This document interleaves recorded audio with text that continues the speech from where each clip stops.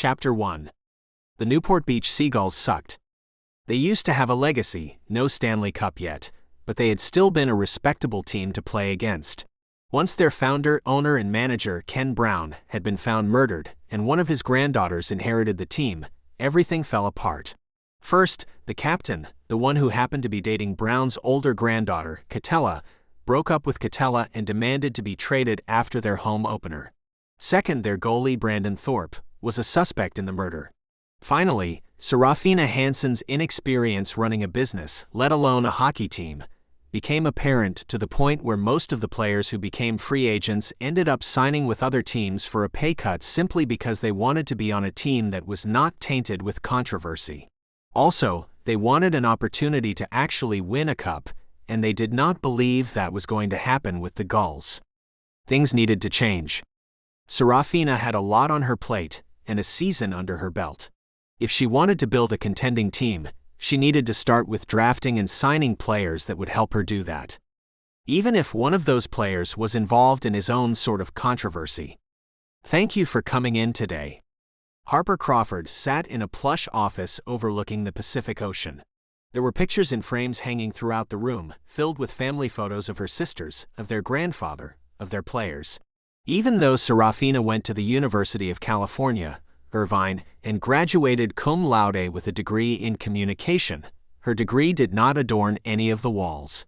It would not fit the sort of atmosphere she strived for when decorating her office, her grandfather's office. Harper had never been in the office before. It was open, the desk made of glass so it was transparent. There was a $1,000 computer set up neatly on the surface with a tray filled with requests, memos, and paperwork. Her nameplate was glass as well, with white loopy letters and the logo for the team engraved into the material. The chairs were the only dark furniture in the room, they were black leather. Even the walls were white, making the office more open than it was. The carpet was a beige color. There was a red stain on it. Harper knew it was Ken Brown's blood. This was where he was murdered by his accountant. A lot of people who went in and out of Serafina's office thought it was morbid to keep a blood stain, when the family had enough to replace the entire carpet should they want to. But Harper knew Serafina well enough to know the youngest granddaughter wanted it there as a reminder that her grandfather spilled blood because of this team. That he had been there. That he was still there. As odd as it sounded, it relieved Serafina to see it every day. "Sure," Harper said, her elbows resting on the arms of the chair, looking at her friend with her head cocked to the side. "What's up?" "We've known each other since college, right?" Serafina asked. Serafina was beautiful, in the way where she didn't know she was beautiful. She had wavy blonde hair and forest green eyes, with freckles splattered across her cheeks, giving the 25-year-old the look of youth rather than of an experienced businesswoman. She wore a casual boyfriend shirt, this one maroon, tucked into a tight black high-waist pencil skirt. On her feet she wore shiny black 4-inch Louboutins. Her makeup was light, but professional-looking. It was weird. She was so different and yet exactly the same as the girl Harper knew from college. She didn't know if the rumors regarding Serafina and Brandon Thorpe, Newport Beach Seagulls starting goalie, Vezina Award nominee, and captain of the team, were true, that they were secretly dating. But if they were, Harper hoped he knew what a lucky man he was. Serafina was sharp, educated, and familiar with the sport. If they weren't dating, Harper would be flummoxed. The two had chemistry, and they seemed like they'd be a good match for each other. Serafina had even come out publicly defending Thorpe when he became the primary suspect in her grandfather's murder. She barely even knew the guy. Of course, the media ridiculed her, claiming it was because of a love affair rather than just standing behind her teammates, showing a steady stream of support when they needed it most. "Do you still run your blog?" Serafina asked. "The one on sports writing. I followed it for a while last year when we went on that run of 6 straight in a row, but I stopped after."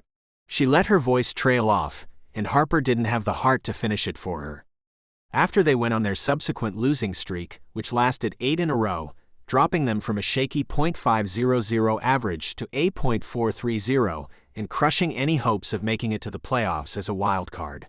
Not only that, they lost Fan Appreciation Night, which occurred as the last home game of every season. The Newport Beach Seagulls sucked, but somehow they always won Fan Appreciation Night. Of course, the media ripped Serafina for that one as well. Like it was her fault. And maybe in part it was. Then half the team left in the off-season, a couple of players retired, and she was scrambling to fill the holes. And she did. From what was being reported, she surprisingly acquired a decent team, at least on paper. It would be a different story to see if they actually had the chemistry to be a Stanley Cup contender. I do, Harper replied. I wouldn't necessarily say it's a sports blog since it focuses on hockey, but it does teach sports writing in generic terms. I want to hire you, Serafina said, blindsiding Harper. But that was Serafina for you. She was good at getting right to the point. We've never had an official team blogger, and God forbid someone actually write for the team rather than against us. She rolled her green eyes, and the gesture made her look younger than her 25 years, which was saying something. I can pay you a decent salary, and you'll get benefits as well. Travel, hotels, all of that will be paid for. I just need you to write for the Gulls about them. I don't want you coming across like a homer. I want you to be critical, but I want you to always have our back, whether you're writing a character piece on a new player, a team practice, a community outreach event, you know. Do you have any questions for me? Serafina asked. Her voice was direct but warm, the type of voice that encouraged honesty. Harper nodded. Yeah, actually, she said. What kind of pieces do you expect from me? Fluff pieces? Pieces that are notoriously biased toward the team? She paused, hesitating only for a second. I write hockey on my blog, but I can be brutally honest about a team's performance. Trust me, Serafina said with a grin. I'm well aware of your honesty. I read what you wrote about our last season. It's exactly why I reached out to you, to be honest. As a woman and owner of a sports franchise, I'm tired of being the subject of fashion and diet articles, gossip about me dating a member of my team, and the fact that I don't know anything about hockey. Obviously, you're not going to be writing about me, but when you did write about me, you didn't write about any of that. You wrote about everything as it directly related to hockey. And when we sucked, which we did the majority of the time, not only did you write about how we sucked, you offered solutions to our problems. I credit you with some of the changes I'm making around here, including creating this position. You're the only one I want for it. She leaned back in her chair. So, to answer your question, I want you to write it all, as long as it's honest. I'll be giving you the majority of your assignments, but if there's a topic or a player or something relating to the Seagulls that you want to run with, do it. I trust you. Harper felt her lips curve into a smile, and she nodded her head. I can work with that, she said. I appreciate the freedom. Wait, Harper said, blinking. The words hadn't sunk in yet. You're going to give me a salary to write about the Gulls. Yes, Serafina said with a professional nod. Of course, you won't just be writing about them. You'll be traveling with the team when they go on road games. You'll attend all of our community outreach events. You might be partnered with a couple of players throughout the year to write character pieces on them, as well as the coaching staff. Think about it like you're going to keep a diary for the team as a whole. You're going to track where we started from and show how much we've grown. You're going to help keep track of all of our mistakes. You absolutely can offer solutions to those mistakes, or you can interview coaches and players for their opinions. You'll be more than a blogger. You'll be like a record specialist for us. That sounds amazing, Harper began but caught herself. Her eyes dropped to her lap, and she began to tug on her index fingers. It's just... She let her voice trail off and picked her eyes up so she could lock eyes with Serafina. I take care of my grandma. She lives by herself for now, but I don't know how it's going to be if I'm traveling with the team. Serafina nodded, pressing her lips together. So, she said after a moment of pensive thinking, what you're saying is that she's your dependent? Harper tilted her head to the side. I guess so, she said. I take care of her every day, sorting her medication, take her to her doctor's appointments, and run errands for her. I'm just worried if I'm gone for a week or two because of the road trips, something might happen. She'll take the wrong pill, she won't have food. She let her voice trail off and gave Serafina a sardonic smile. I'm probably just overthinking things. Not at all, she replied. I completely understand.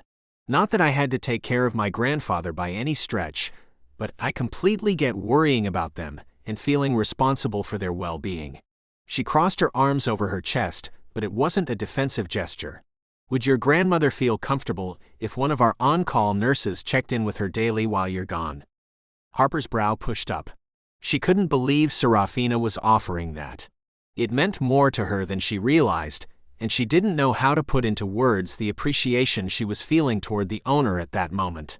That didn't mean her grandmother would be okay with a stranger taking care of her, of course, but it was something they might be able to work with if her grandmother was willing to get on the same page as her. Harper closed her mouth. She felt like a fish on land, trying to suck in air. Yeah, I can ask her. I'm not sure how she'll feel about it, but I'd be grateful for the opportunity. Of course, Serafina said. We would love to have you on the team. Harper smiled because she wasn't quite sure how to respond. So, is that a tentative acceptance contingent on your grandmother's approval? Serafina asked, her green eyes big and bright. Absolutely, Harper said. Serafina beamed, her entire face mirroring sunshine. She stuck out her hand, and Harper leaned forward to shake it.